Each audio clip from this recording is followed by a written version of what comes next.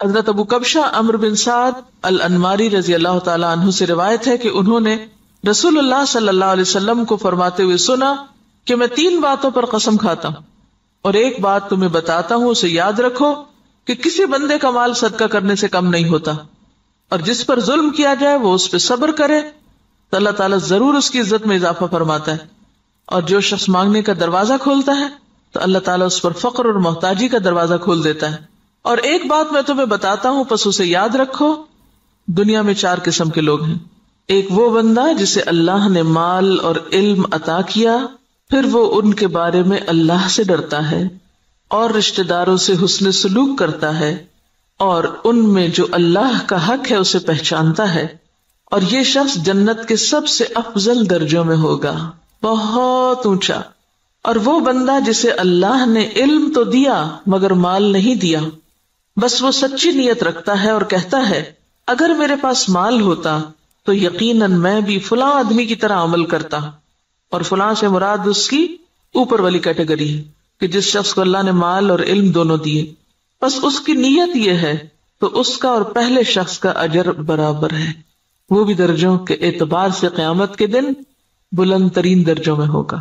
اور وہ بندہ جسے اللہ نے مال دیا اور علم نہیں دیا، بس وہ بغیر علم کے اندھا دھند طریقے سے خرچ کرتا ہے، اس کے بارے میں نہ اپنے رب سے ڈرتا ہے، نہ رشتہ داروں کے حقوق ادا کرتا ہے، اور نہ اللہ کا کوئی حق اس میں پہچانتا ہے، نہ اللہ کا حق دیتا نہ بندوں کا، تو یہ سب سے بدترین منزلت پر ہے۔ اور وہ بندہ نہیں عطا کیا اس کو اللہ نے مال اور نہ علم، تو وہ کہتا ہے اگر میرے پاس مال ہوتا تو یقیناً میں بھی فلاں آدمی کی طرح عمل کرتا، اور فلاں سے مراد اس کی اوپر والی کیٹیگری ہے جو اپنا مال بے انتظامی سے اندھا دھند خرچ کر رہا ہے، بس اس کی نیت یہ ہے تو ان دونوں کا بوجھ برابر ہے۔ اب آپ یہاں دیکھیے کہ آپ صلی اللہ علیہ وسلم نے ساری دنیا کے لوگوں کو 4 حصوں میں بانٹ دیا۔ ایک وہ جس کے پاس مال بھی ہے اور علم بھی ہے، اور جس کو اللہ یہ 2 نعمتیں دے دے اس کی خوش قسمتی کا تو کیا ٹھکانا۔ وہ کیا کرتا ہے، مال کو اپنے علم کے ساتھ ایسی ایسی جگہوں پہ خرچ کرتا ہے جہاں سے وہ بہترین فائدے اٹھاتا ہے، یعنی درجہ یا اس کا اجر اور ثواب بہترین پاتا ہے۔ یہ بالکل ایسے ہی ہے کہ جیسے آپ دیکھیں ایک بالکل ان پڑھ تاجر ہوتا ہے جو نہ مارکیٹ کو جانتا ہے، نہ تجارت کے اصول قاعدے جانتا ہے، نہ اسے کوئی پتہ ہے، اور وہ تجارت کرنے کھڑا ہو جاتا ہے، تو وہ مال کہاں لگائے گا، گواں بیٹھے گا، لاس کر لے گا۔ اور ایک وہ ہے جو پڑھا لکھا تاجر ہے، تجارت سے پہلے اس نے ایک ڈگری کی، یا ڈگری نہیں بھی کی تو ایک تجربہ حاصل کیا ہے، اور وہ مارکیٹ کو بھی جانتا ہے، حالات بھی جانتا ہے بہتر طور پر، اب وہ باقی سب سے آگے نکلتا چلا جائے گا، یعنی اس کا جو پروفٹ ریٹ ہے یا اس کا جو نفع کا جو مقام ہے وہ تو بہت آگے، وہ تو تھوڑے ہی عرصے میں بہت کچھ کما جائے گا، کیونکہ اس کو پتا ہے کہ مال کو کہاں لگانا ہے اور کیسے لگانا ہے۔ اس کے برعکس ناسمجھ شخص کچھ بھی نہیں کر سکے گا، مال ضائع کر دے گا۔ جیسے دنیا میں علم والے مال کو بہتر طور پر استعمال کرنا جانتے ہیں، اسی طرح دین کے علم کے ساتھ بھی انسان اپنے مال کی یا منی مینجمنٹ جو ہے اس کی بہترین حسن تدبیر کرتا ہے اور بہترین جگہوں پر خرچ کرتا ہے۔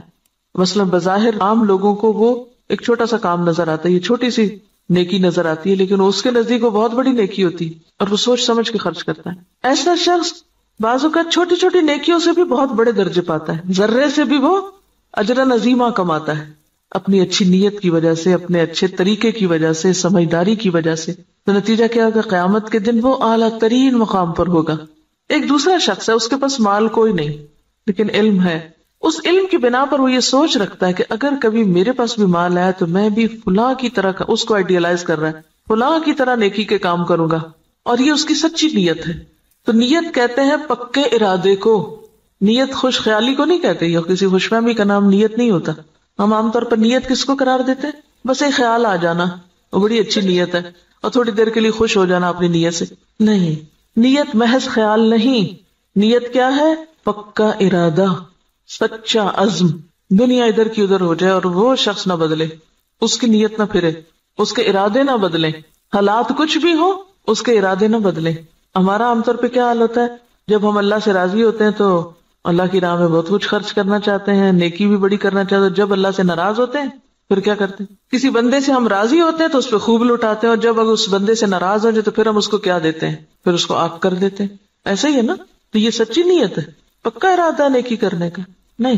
پکے ارادے والا کون ہوتا ہے؟ جو کسی کی تعریف، تنقید، حالات کے اچھے یا برے ہونے سے کوئی اثر قبول نہ کرے. جو اس نے نیکی کا ارادہ کیا تھا، ٹھانا تھا، وہ اس پہ جمع رہے کہ میں کسی کی باتوں میں آ کر اپنا کام چھوڑ دوں، کسی کے بہلانے سے، کسی اور دنیا کے حقیر فائدے کی خاطر میں اپنے مشن کو قربان کر دوں. نہیں، وہ احمق و بے وقوف شخص نہیں ہے کہ ایک ہوا کے جھونکے سے ادھر کو اڑ جائے اور دوسرا آیا تو ادھر اڑ جائے. وہ جم کے رہتا ہے اپنے مشن میں، اپنے سوچ میں، اپنے نیکی کا جو ارادہ اس نے کیا اس کو کوئی چیز متزلزل نہیں کرتی. ہمارا حال دیکھیں نا، ہم کئی دفعہ مال خرچ کرنے کا سوچتے ہیں، پھر تھوڑی دیر بعد شیطان آ جاتا ہے اور وہ کیا کرتا ہے؟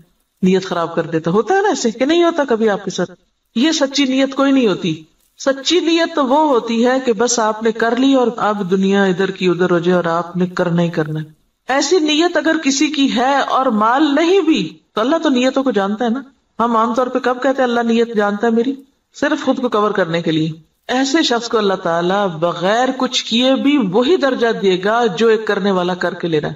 محض نیت کی سچائی کی وجہ سے، ارادے کی پختگی کی وجہ سے، خیر پر استقامت کی وجہ سے. تو یہ چیز دین میں بہت ضروری ہے. تیسرا وہ شخص ہے کہ جس کے پاس مال ہے، علم کوئی نہیں. اب یہ الٹ گیا قصہ. پہلے کے پاس علم تھا، مال کوئی نہیں تھا. اب اس کے پاس مال ہے، علم کوئی نہیں. اب وہ کیا ہے؟